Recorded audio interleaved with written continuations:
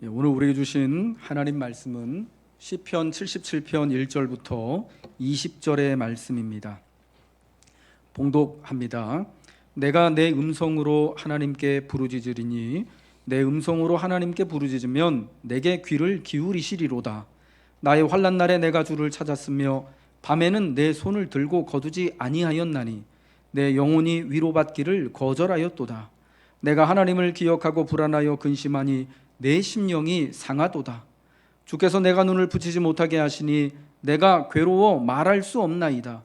내가 옛날 곧 지나간 세월을 생각하여 싸우며 밤에 부른 노래를 내가 기억하여 내 심령으로 내가 내 마음으로 간구하기를 주께서 영원히 버리실까? 다시는 은혜를 베풀지 아니하실까?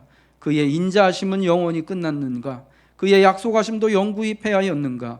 하나님이 그가 베푸실 은혜를 잊으셨는가? 노하심으로 그가 베푸실 긍휼을 그치셨는가 하였나이다. 또 내가 말하기를 이는 나의 잘못이라 지존자의 오른손에 해 곧 여호와의 일들을 기억하며 주께서 옛적에 행하신 기이한 일을 기억하리이다. 또 주의 모든 일을 작은 소리로 읊조리며 주의 행사를 낮은 소리로 되뇌이리이다. 하나님이여 주의 도는 극히 거룩하시오니 하나님과 같이 위대하신 신이 누구오니이까? 주는 기이한 일을 행하신 하나님이시라. 민족들 중에 주의 능력을 알리시고 주의 팔로 주의 백성 곧 야곱과 요셉의 자손을 속량하셨나이다. 하나님이여 물들이 주를 보았나이다. 물들이 주를 보고 두려워하며 깊음도 진동하였고 구름이 물을 쏟고 궁창이 소리를 내며 주의 화살도 날아갔나이다.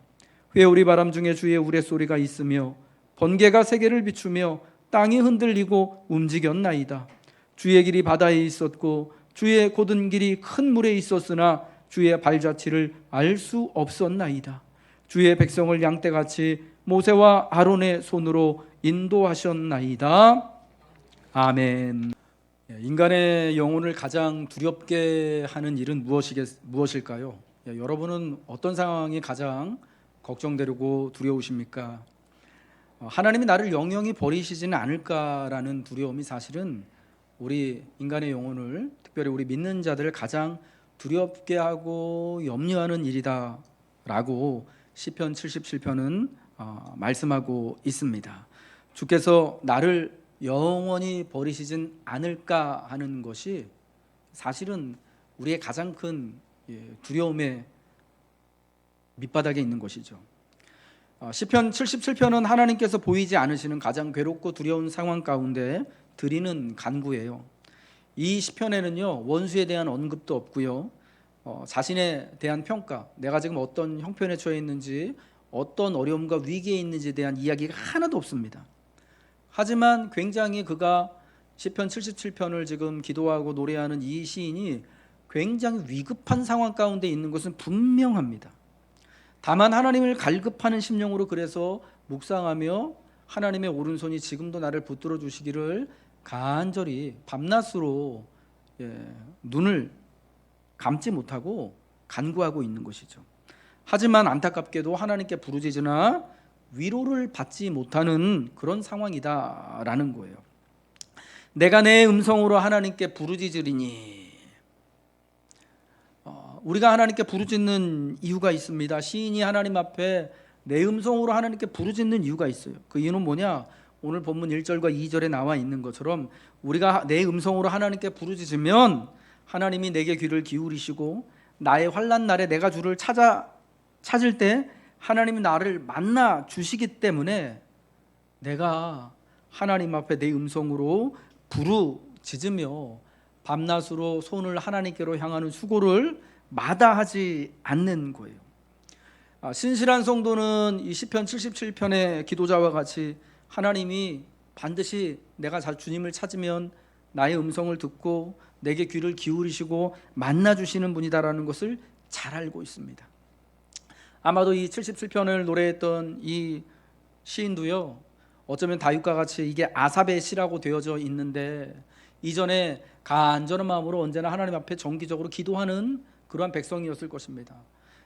자기 삶에 어떤 일이 있더라도 하나님을 예배하고, 그리고 그가 정기적으로 이전에 유대인들이 하는 것처럼 아침에 그리고 정오에 저녁에 잠들기 전에 이렇듯 하루에 4번씩 정한 시간에 하나님을 향하여 손을 펴며 하나님께서 자기를 붙들어 주시기를 늘상으로 일상과 같이 기도하는 그런 신실한 사람인 거예요. 여러분, 그가 이렇게 신실하게 내가 내 음성으로 하나님께 부르짖을 수 있는 이유는 뭐냐? 하나님이 그렇게 부르짖으라고 알려주셨기 때문에. 그리고 그가 알고 믿고 있는 하나님은 자신의 음성을 따라서 자기를 찾고 응답하시는 하나님, 그리하여 하나님 앞에 기도로 나아갈 때마다 하나님이 주시는 위로를 아는, 경험했던 그런 믿음의 사람이기 때문에 그렇다라는 것입니다. 이와 같은 내용의 말씀이 히브리서 11장 6절에도 똑같이 나와 있지요. 믿음이 없이는 하나님을 기쁘시게 하지 못하나니 하나님께 나아가는 자는 반드시 그가 계신 것과 또한 그가 자기를 찾는 자들에게 상 주시는 이심을 믿어야 할지니라 라고 말씀하고 있습니다.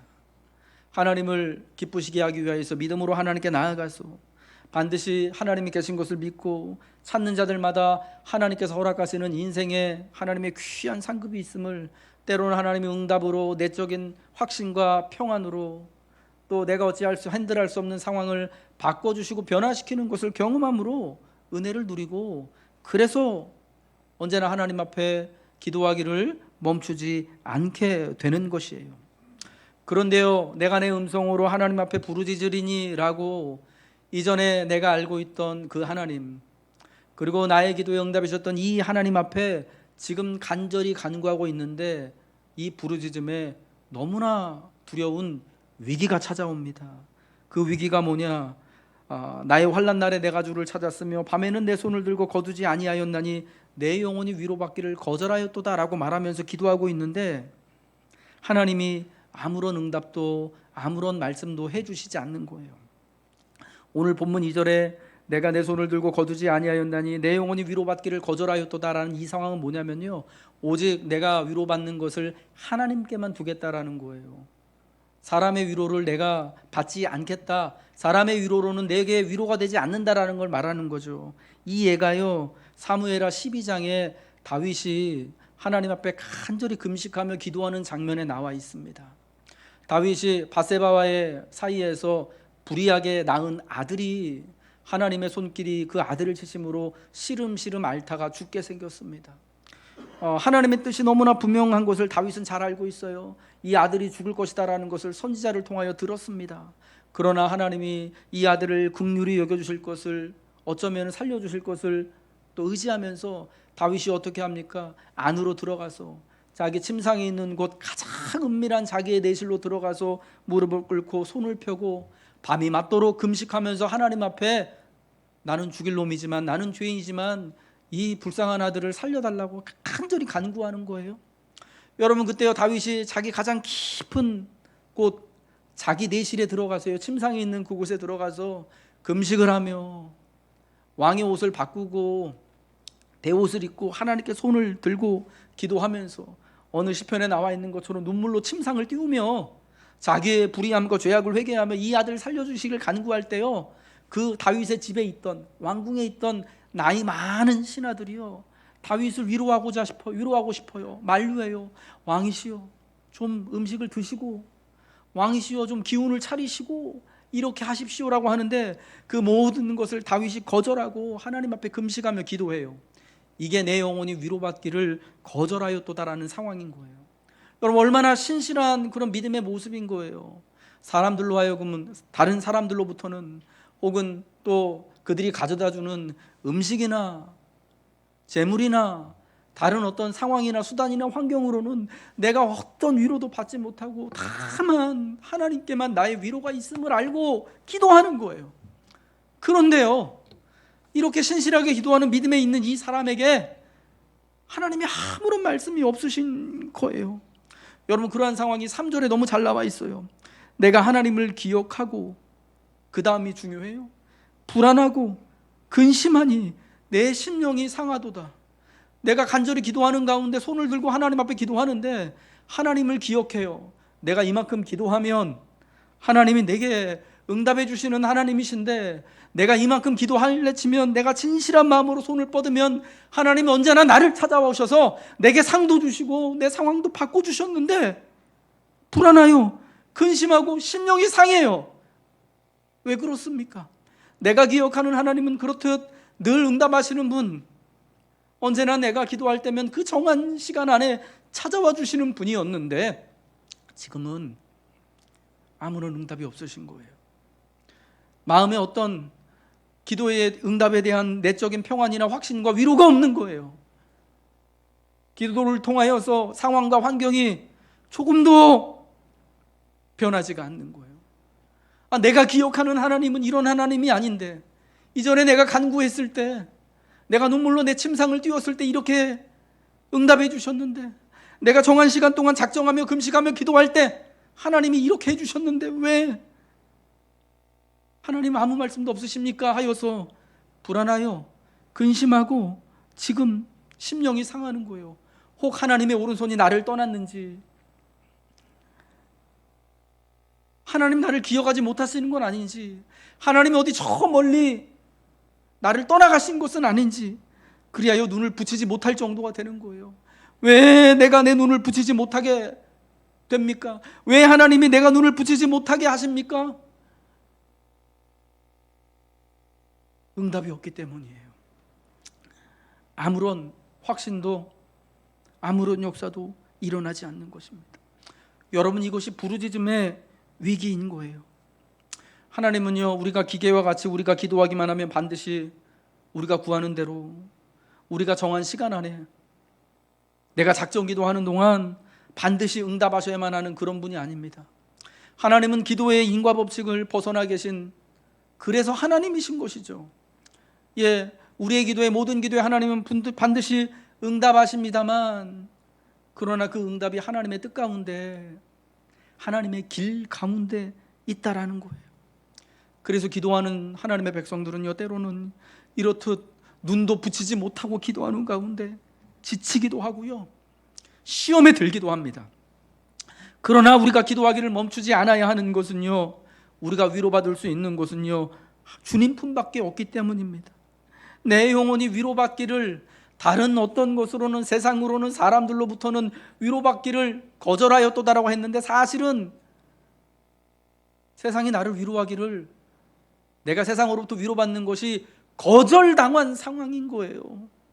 그래서 오직 하나님께만, 주님 품 안에만 위로가 있기 때문에 우리는 이런 상황 가운데서도 눈을 붙이지 못하면서 기도할 수밖에 없는 것이죠. 하나님이 사랑하는 성도 여러분, 주님은 여전히 부르짖는 우리의 음성에 귀를 기울이시고 계심을 믿으시기 바랍니다. 응답이 없는 것 같아도 지금 당장 내가 정하니 작정 기한 내에 주님의 음성과 내적인 평안과 마음의 위로를 받지 못하더라도 우리는 우리 주 예수와 같은 기도를 하나님께 드려야 합니다. 우리 주님이 십자가에 달리실 때 주님은 이렇게 부르짖으셨습니다. 나의 하나님, 나의 하나님, 어찌하여 나를 버리셨습니까? 하나님, 어떻게 나를 버리실 수가 있나요? 시편 22편의 그 기도죠. 그 기도를 하십니다. 그런데 그 기도가 그냥 하나님, 어떻게 나를 버리셨습니까? 나를 불안하고 근심하고 심령이 상한 이 상태 가운데, 죽음의 상태 가운데 두십니까? 라고 그 기도가 끝나지 않고요, 이제 기도가 마지막에 주님이 운명하실 때는 어떻게 바뀌십니까? 아버지여, 내 영혼을 아버지 손에 부탁합니다. 다 이루었다 라고 기도가 바뀌어지는 것입니다. 여러분, 우리는 주님과 같이 이러한 기도를 드릴 수 있어야 합니다. 하나님, 어찌하여 우리를 버리시는 것 같은 이 상황, 내가 그래서 하나님을 생각할 때마다 내가 불안하고 근심하고 심령이 상할 수밖에 없는, 마를 수밖에 없는 이 상황을 맞이하게 하십니까? 그러나 하나님 앞에 여전히 내가 그래도 그 하나님밖에 내 영혼을 부탁할 곳이 없음을 압니다. 오직 하나님 안의 위로임을 압니다. 하나님, 오직 하나님의 뜻대로 이 모든 것을 이루어 주소서. 이것이 믿음 있는 우리들의 기도가 되어야 한다는 것입니다. 지금은 주의 음성도 주의 종족도 알 수 없는 그런 상황이에요.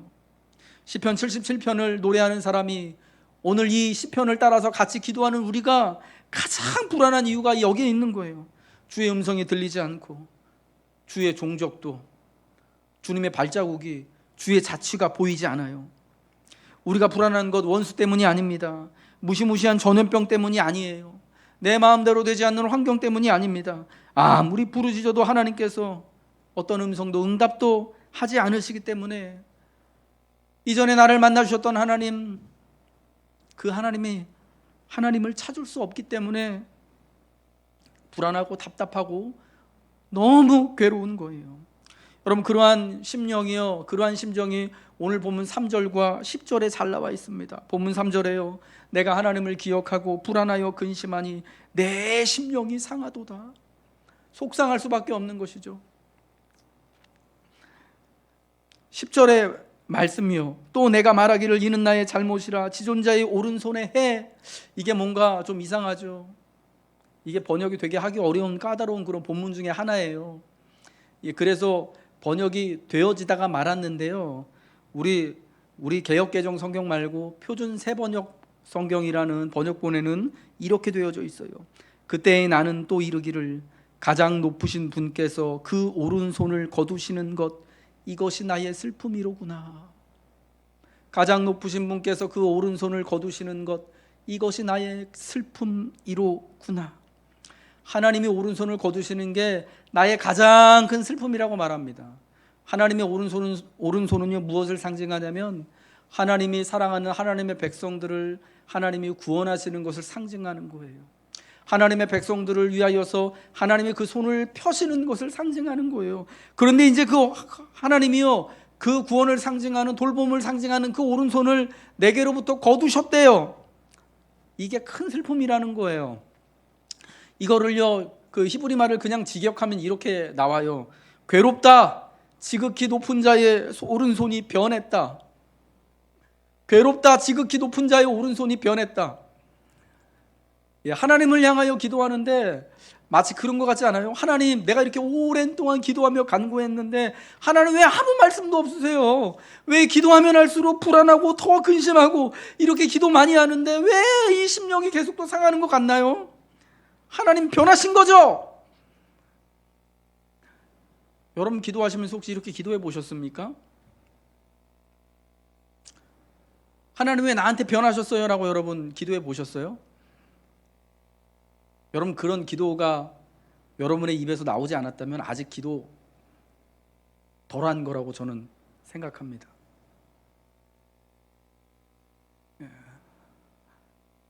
우리가 정말 진실되게 하나님 앞에 기도할 때요, 이러한 기도가 나올 수 있는 거예요. 괴롭다, 하나님이 나를 버리셨구나, 하나님이 변심하셨구나, 하나님이 어쩜 나한테 이럴 수 있어. 여러분, 이러한 솔직한 우리의 심령의 변화를요, 하나님이 다 받으시고요,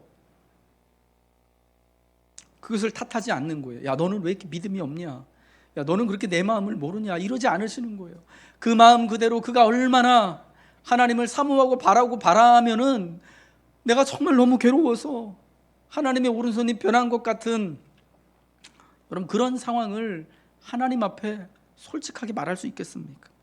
그런데 여러분요, 이 시편은 여기서 끝나지 않아요. 하나님 변했네요, 나도 이제 하나님 변합니다라고 끝나지 않고요, 이제 전환이 됩니다.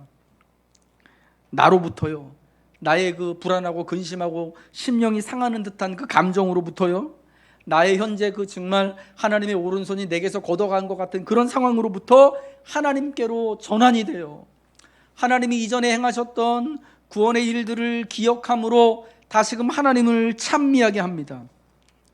이제 시편 77편의 후반전은요, 주님의 모든 일들을 기억하며 내가 읊조린다 라고 고백합니다. 나의 불안하고 근심하고 심령이 상하는 것 같은, 눈을 붙이지도 못할 정도로 이런 괴로운 상황 가운데서 내가 주님의 모든 일들을 다시금 기억하며 그 일들, 옛적에 하나님을 찬양했던, 하나님의 기적 같은 역사들을 찬양했던 그 찬송의 노래를 가지고 내가 찬양하며 기도하겠다라고 말하는 겁니다. 본문 11절과 12절이죠. 곧 여호와의 모든 일들을 기억하며 주께서 옛적에 행하신 기이한 일을 기억하리이다. 또 주의 모든 일을 작은 소리로 읊조리며 주의 행사를 낮은 소리로 되뇌이리이다. 하나님 왜 이렇게 변했습니까? 라는 데서 이제 기도가 나아가서요, 하나님, 내가 하나님의 기이한 일들, 내가 기억하고 읊조리고 옛사람들과 같이, 그들이 옛사람들이 불렀던 노래와 같이 하나님을 노래하겠습니다라고 합니다. 여러분, 그래서요, 이제 시편의 77편에 노래하는 사람, 이 기도자가요, 오늘 본문 13절부터는 옛날에 그 유명한 하나님의 임재를 일깨우는 찬송을 부르게 됩니다. 그 찬송은 뭐냐면요, 출애굽기 15장에 나와 있는 모세의 노래라고 우리에게 알려져 있는 그 오래된 찬송 기도예요. 하나님께서 홍해 사건을 통하여서 모세와 이스라엘 백성들, 애굽에서 나온 이스라엘 백성들을 다 구원해 주셨습니다. 홍해 바다가 갈라짐으로 그 바다를 마른 땅과 같이 지나가잖아요. 그래서 놀라운 구원을 이루어 주셨습니다. 그 구원을 기념하고 찬송하며 하나님을 높이는 노래가 출애굽기 15장에 나와 있는 모세의 노래이고, 그리고 미리암의 노래예요. 그 모세의 노래를 지금 13절부터 하나님의 오른손이 변했구나라고 말한 이 사람이요, 그것을 기억하며 지금 그 노래를 읊조리고 있는 거예요.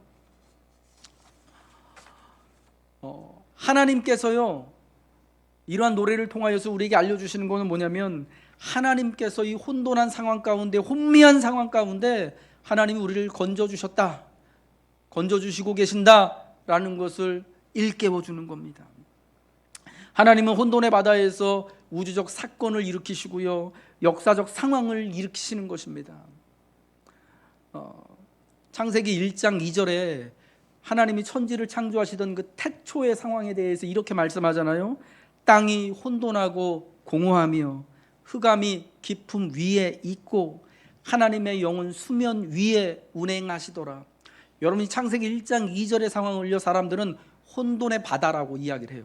하나님이 천지를 창조하시던 그 태초에 아무런 질서도 없고 아무것도 어떤 생명도 어떤 물질도 없는 그 뒤죽박죽인 상황을 창세기 1장 2절에 땅이 혼돈하고 공허하며 흑암이 깊음 위에 있고 하나님의 영은 수면 위에 운행하는 이 상황을 혼돈의 바다의 상황이라고 설명을 해요. 아무것도 없는, 오직 암흑만이 있고 죽음만이, 암흑만이 있고 무질서만 있는 이 상황. 근데 여러분, 이 상황 가운데서 하나님이요, 창조의 역사를 일으켜셨어요. 그 혼돈의 바다의 질서를 부여하심으로 우주가 생기고 땅이 생기고 바다가 생기고 저 하늘이 생기고, 그로부터 여러분 세상의 모든 동식물들이 함께 나와서, 그리고 인간이 창조되어져서 하나님의 영광을 노래하며 살아가게 됐다라는 겁니다. 하나님이 그 혼돈스러운 그곳에 창조적인 창조를 일으키셔서, 우주적인 이 사건인 창조를 일으키셔서 놀라운 기적을 행하신 겁니다. 근데 여러분, 이 창조의 사건, 혼돈의 바다를 명하신 이 창조의 사건은요, 역사에서 계속 반복이 되는데, 어디서 반복이 되느냐? 이제 출애굽기 14장에 홍해 바다 앞에서 다시 한번 하나님이 그 기적의 사건, 혼돈의 바다를 명하셔서 길을 내는 그 사건을 하나님이 창조 때처럼 또 행하셨다라는 겁니다. 그리하여 이 하나님은 이 바다를 명하셔서 길을 내시고 새롭게 하시고 질서를 일으키셔서 하나님의 생명과 구원을 온 세상에 가져오시고, 하나님을 따르는 모세와 하나님의 그 백성들에게 하나님이 그 구원과 생명을 허락하신다라는 겁니다.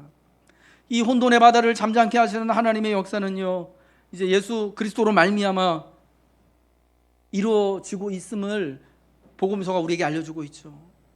주님께서 거센 바람과 파도를 잠잠케 하시고 풍랑 위는 그 바다 위를 걸어서 제자들에게 오시는 그 사건을 통하여서 이 혼돈의 바다, 세상의 모든 것을 무너뜨리고 집어삼키고 모든 것을 무질서하게 만드는 이 모든 것들을 주님이 다스리시고 새로운 질서와 삶을 주심을 선포하시는데, 오늘 이러한 주님의 역사, 혼돈의 바다를 새롭게 하시는 이 역사는 오늘 우리의 삶에도 일어나고 있는 거예요.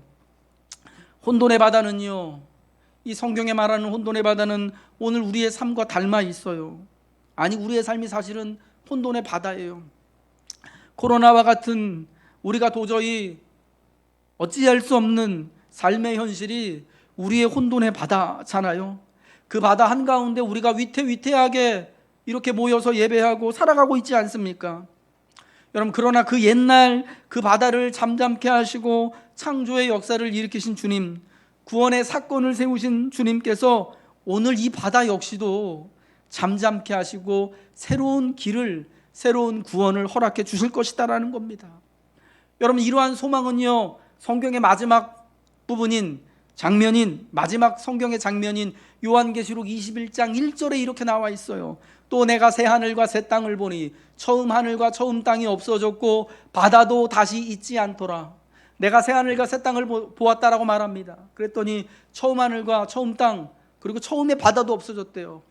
여기 말하는 처음 하늘과 처음 땅과 그 바다는 뭘 의미하는 겁니까? 처음에 있었던 그 혼란스러운 죽음이 있고 두려움이 있고 경쟁이 있고 싸움이 있고 다툼이 있고 온갖 시련과 고난이 있는, 여러분, 그 우리의 삶을 말하는 거 아니겠습니까? 그 세상이 이젠 다 없어져서 하나님이 새로운 땅을, 새로운 하늘을, 그리고 이제 그 혼돈의 바다가 없어지고 성경이 말하는 하나님의 영광이 충만한 유리바다, 우리가 걸어서 건너갈 수 있는 그 유리바다와 같은 광채가 나는 그 길을, 그 바다를 우리에게 허락하여 주시는 것입니다. 같은 그 성경 21장 5절에요. 그래서 이제 주님은 이렇게 선포하시잖아요. 보라 내가 만물을 새롭게 하노라. 보라 내가 만물을 새롭게 하노라. 주님이 만물을 새롭게 하실 줄로 믿습니다. 생명을 주실 줄로 믿습니다. 이 말씀이 얼마나 중요했냐면요, 이 말씀을 한 다음에 주님이 이렇게 말씀하세요. 이 말씀은 신실하고 참되니 기록하라. 이 말씀은 신실하고 참되니 기록하라. 이게 여러분 어떤 뜻입니까? 내가 만물을 새롭게 하는 것, 이 새로운 하늘과 새 땅과 새로운 유리바다와 같은 곳을 허락한 것은 분명하다라는 거예요. 내가 확실히 이를 이루시겠다는 주님의 보증이다라는 겁니다. 마지막으로요, 저는 마지막으로 이것이 너무나 위로가 되고 격려가 되고 힘이 되는데요, 눈물 날 만큼 너무 좋은데, 주님의 길은요 이 혼돈의 바다에도 있다라는 거예요. 주님의 길은요 혼돈의 바다에도 있다라는 거예요. 우리 본문 오늘 시편 77편 19절 말씀 우리 같이 한번 읽겠습니다. 시작. 주의 길이 바다에 있었고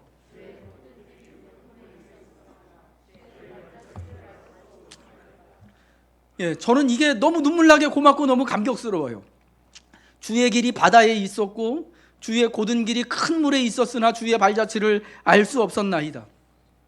여러분, 그 홍해 사건을 말씀하고 있는 거잖아요. 그런데 중요한 거는요, 그 바닷길에도요, 바다에도 길이 있었다라는 거예요. 애굽을 나온 모세와 백성들이 홍해 바다 앞을 딱 마주하고 있을 때 여러분 느끼는 그 감정은 어떤 것이었겠습니까? 절망 아니겠습니까? 그 바다가 장벽이고 넘을 수 없는 한계잖아요. 죽음을 의미하는 거잖아요. 뒤에서는 바로의 군대가 따라오고 어떻게 할 수 없는 이 상황이에요. 배가 있어가지고 배를 타고 거기를 건너갈 수도 없습니다. 돌아갈 수도 없는 그런 상황인데 그 길에요, 그 바다에 주님의 길이 있는 거예요. 주의 곧은 길이 있는 거예요. 여기 곧은 길은 대로를 말하는 거예요. 대로. 그냥 조그만 저기 골목길이 아니라요, 대로를 말하는 거예요. 60만 명이나 되는 이스라엘의 그 많은 남녀가 다 함께 지나갈 수 있는 대로가, 오늘 말로 하면 고속도로가 그 홍해 바닥 한가운데 있었던 거예요. 그러나 다만 그 앞에 서서 우린 거기에 길이 있는지 보이지 않는 것뿐이죠. 다만 주님의 발자취를 모르지만 이미 주님이 먼저 그 바닷길을 걸어가셔서 발자국을 남기셨고 그 발자국을 따라 대로가 된 것을 그 당시 상황에서는 알 수가 없었지만 분명한 것은 반드시 거기에 바닷길이 있었다라는 거예요. 거기 주님의 발자국이, 곧은 주님의 길이 분명히 있었다라는 것입니다. 하나님이 그렇기 때문에 이 백성들을 그 홍해 앞으로 인도하여 내신 거예요. 마침내 그리하여 모세가 하나님의 말씀을 따라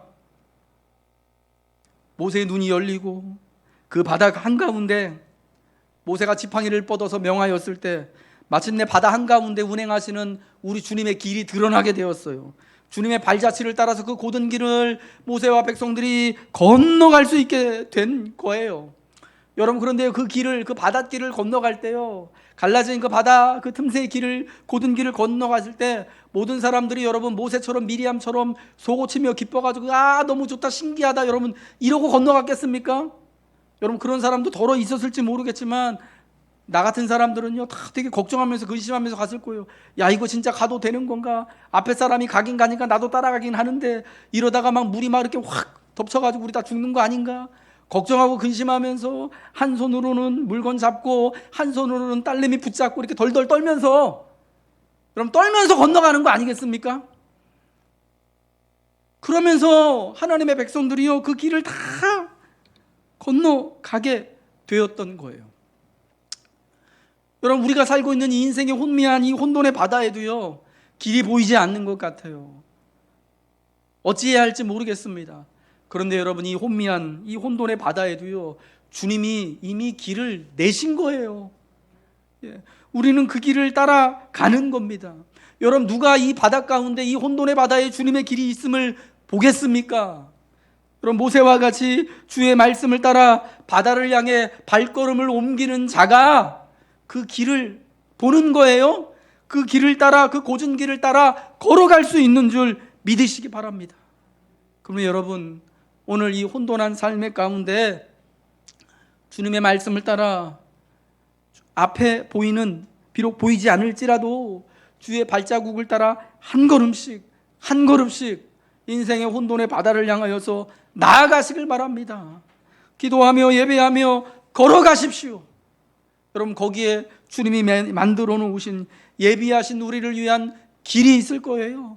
곧은 길이 있을 거예요. 그 혼돈의 바다가 마침내 주님이 우리에게 말씀하신 것처럼 하나님의 영광이 가득한, 우리가 하나님의 백성들과 하나님의 천군과 함께 설 수 있는 영광이 충만한 유리바다로 변하게 될 줄로 믿습니다. 하나님이 사랑하는 성도 여러분들, 그러므로 오늘 우리가 이러한 주님, 우리를 위하여서 저 바다 한복판에도 길을 만드시고 그 길에 발자국을 찍으실 이 하나님을 따라 오늘도 우리가 기도하며 예배하며 다만 간곡한 눈물로 하나님께 인도하심을 구하며 살아가시길 주님의 이름으로 축복합니다.